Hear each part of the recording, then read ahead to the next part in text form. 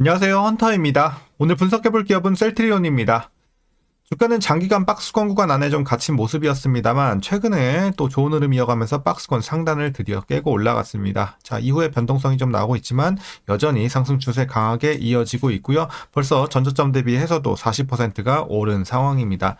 자, 최근에 이제 최근 거래일에 12%대 급등세 연출되면서 20만 원대 돌파를 했는데 앞으로도 계속 상승 진행되면서 전고점 돌파까지 가능하면서 우리 20만 원, 30만 원 계속 노려볼 수 있을지 분석을 통한 향후 주가의 흐름 알아보도록 하겠고요.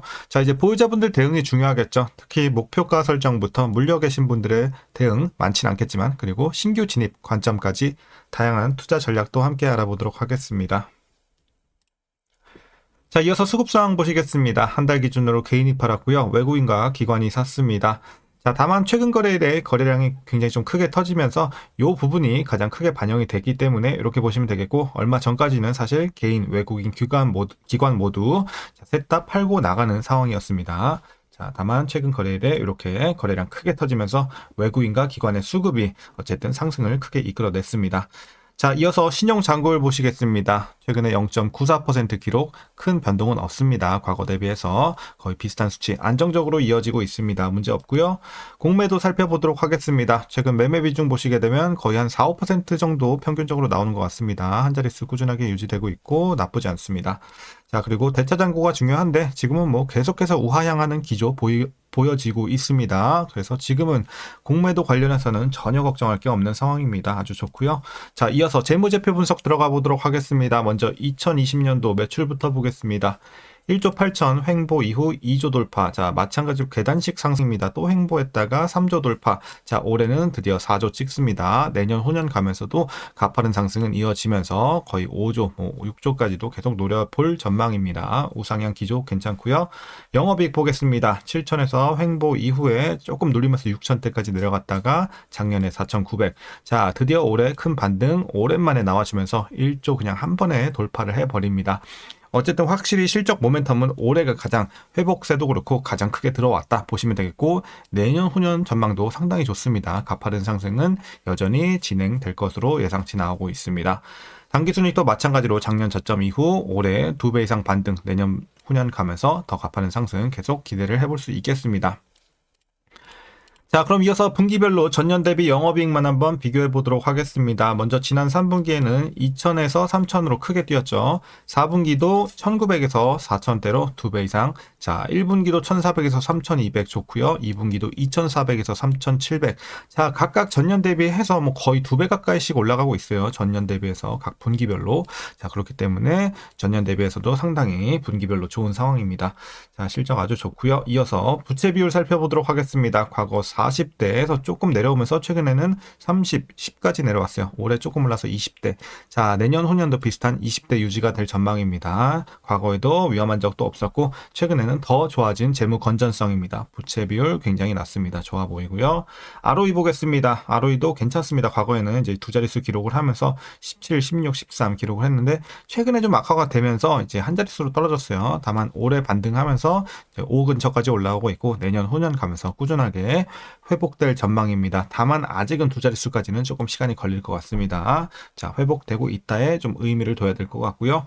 EPS 보겠습니다. EPS도 마찬가지로 과거에 미직지근하다가 작년 저점 이후 올해부터 반등 시작, 향후 전망 좋다 보시면 되겠고, 자, 배당금입니다. 전년 대비 소폭 올라간 717원 올해 예상치 나오고 있습니다. 그래서 만일 이대로 배당을 하게 된다면 현재 종가 기준으로 계산했을 때 배당 수익률은 약 0.35% 기대해 볼 수 있겠습니다. 그래서 배당은 거의 큰 기대 안 하시는 게 좋을 것 같고요. 마지막으로 현재 PER 55.23배, PBR은 2.35배 나오고 있습니다. 그래서 현재 주가 밸류에이션 상황은요, 자, 지금은 이제 적정 주가 근처라고 판단되고 있습니다. 실적 대비 주가의 레벨은 제값 받고 있는 구간이다. 그래서 그렇게 비싸지도 싸지도 않은 구간으로 보시면 되겠습니다. 적정 주가 부근입니다. 자, 이어서 동사 관련 이슈 한번 살펴보도록 하겠습니다. 자, 먼저 4분기 실적 관련 공시가 최근에 나왔던 그런 내용인데, 일단 매출은 전년 동기 대비 20.7% 그리고 영업이익은 140.4% 늘어날 것이다 라고 이제 선제 공시가 나왔습니다. 자, 매출과 영업이익 모두 역대 분기 최대치를 기록할 전망이고요. 컨센서스 대비해서도 매출은 2%, 영업이익은 19% 정도 웃돌 것으로 상회할 것으로 수준이 나왔습니다. 그래서 굉장히 호실적 기대가 되고 있다라는 점도 최근 주가의 상승을 이끌어내고 있는 배경이 되겠습니다.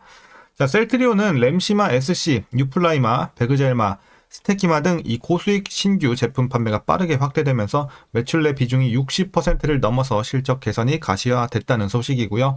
여기에 셀트리온 헬스케어 합병 이후 부담이었던 이 고원가 재고와 개발비 상각 문제가 대부분 해소가 되면서 매출 원가율이 개선됐고 에비타가 이제 분기 최대치를 기록할 것으로 전망이 나오고 있습니다.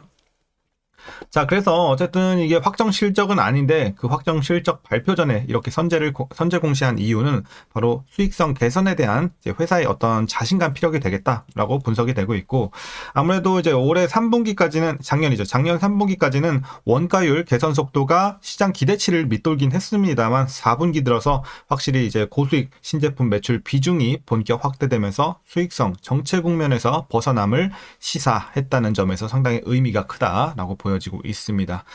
자, 이어서 최근 트럼프 행정부가 글로벌 제약사와의 직접 협상을 약가 인하를 유도해 중간 유통 단계인 PBM 리베이트 구조를 축소 및 우회하려는 정책은 바이오시밀러 업체의 강력한 기회 요인으로 작용하고 있다는 점도 긍정적인 또 재료가 되겠습니다. 이어서 가격 하락에 따른 구제품들의 성장 정체가 불가피합니다만 신제품 매출 증가 및 CMO 위탁 생산 매출이 한 약 3천억 원 예상이 되고 있습니다. 그래서 이 매출이 전체 성장을 견인하겠다라고 전망이 되고 있고, 상반기에는 일라이릴리로부터 인수한 공장 가동 초기 비용 반영 및 CMO 물량 증가로 원가율은 단기 상승할 수 있겠지만 하반기까지 연평균 원가율 41%는 가능하겠다. 지난해 수준 정도는 유지가 되겠다. 이렇게 보시면 되겠습니다. 자, 이제 마지막 이슈입니다. 셀트리온은 일라이릴리 미국 뉴저지 바이오 약품 생산 시설 인수를 완료하면서 약 6,787억 원 규모의 CMO 계약에 즉시 돌입해 미국 내 안정적인 매출 기반을 확보했습니다. 기존 가동시설을 인수하는 방식으로 글로벌 생산 거점 확보 시간을 단축했고요. 관세 리스크와 지정학적 불확실성을 동시에 완화하는 구조를 마련했습니다. 이에 따라 해당 계약을 통해 수년 내 생산시설 인수 투자금을 CMO 매출만으로 회수할 수 있을 것으로 예상되고 있고요. 추가 증설을 통해 생산 능력, 캐파 또한 대폭 확대할 계획에 있습니다. 아울러 미국 자체의 생산 기반을 활용해 셀트리온 제품의 현지 상업화와 CDMO 사업을 본격화하면서 이 미국 생물보안법 이후 확대되는 현지 CMO 수요에 선제적으로 대응하겠다, 이렇게 전망이 나오고 있습니다. 그래서 이런 내용도 상당히 우호적이고요. 자, 그럼 최근의 이슈는 이 정도로 정리하겠습니다. 실적 관련해서도 미국 관련해서도 여러 가지 지금 이슈들 상당히 재료들이 좋은 호재들만 가득합니다.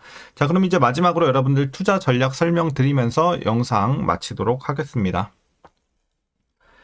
자, 먼저 신규 진입 관점에서는 반대 의견 드리도록 하겠습니다. 물론 뭐 지금 들어가서 위험할 정도의 구간까지는 아니지만 메리트는 많이 떨어졌어요. 이제 적정 주가 근처까지 올라왔고 기존의 보유자분들이 추가 상승을 노려보는 구간으로 보고 있지, 지금 들어가서 이제 본격적으로 시작해보겠다는 조금 늦은 감이 있습니다. 그래도 난 들어가겠다 하시면 제가 반대까지는 안 하겠지만 조금 아쉬운 자리다. 요거는 좀 말씀드리겠습니다. 자, 그래서 반대 의견 드리는 거고, 이제 어쨌든 급등이 또 최근에 나왔고 과매수 구간까지 진입한 현재 상황에서의 어쨌든 신규 진입은 조금 아쉽습니다. 자, 그럼 이어서 보유자분들의 대응 전략입니다. 먼저 목표가부터 설정하도록 하겠습니다. 자, 일단 여기 표시가 좀 힘들 것 같아서 주봉에 표시하도록 하겠습니다. 현재 목표 주가는 저는 증권사보다 조금 높게 잡고 있습니다. 27만원 제시하도록 하겠습니다. 요 정도. 지금 증권사들은 한 23에서 25 보고 있거든요. 27만원 일단 저는 보고 있습니다. 추가 상승 여력은 아직 좀 많이 남아있다라고 보여지고 있지만 뭐 어쨌든 이건 확정적인 건 아니기 때문에 여러분들이 올라갈 때마다 잘 분할로 팔아 나가셔야 됩니다.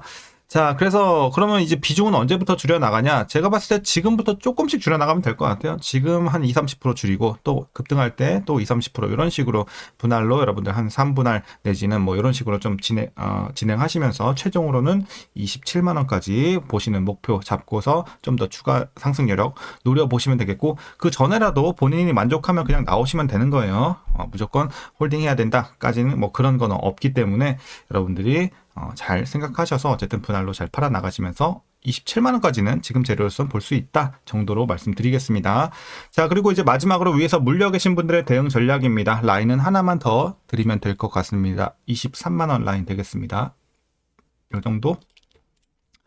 자, 23만 원 드렸고 가능하시면 여러분들 23만 원 언더로만 맞춰주세요. 그럼 큰 문제는 없습니다. 그래서 23만 원 요 라인만 보시면 돼요. 요 23 위에 계신 분들 현재 평단이 자 살짝 물타서 23 밑으로 빼고 보유하시다가 여러분들 뭐 본전에 나오시던지 아니면 좀 더 노려보셔서 익절하시면 될 것 같고요. 다만 여러분들 평단이 이미 23만 원 언더에 밑에 위치가 되어 계신다 하시면 굳이 물탈 필요 없어요. 요 밑에서는 어차피 물타봐야 평단 관리 얼마 안 내려오면서도 여러분들 비중만 늘어나기 때문에 자 투자 비용 대비 상당히 비효율적이다. 그래서 그 돈은 차라리 다른 데 투자하시길 바라겠습니다. 물타지 마시고 보유만 하시다가 익절하시면 되겠습니다. 자, 오늘 전략 여기까지 설명드리도록 하겠고요. 그럼 오늘도 시청해 주셔서 감사합니다.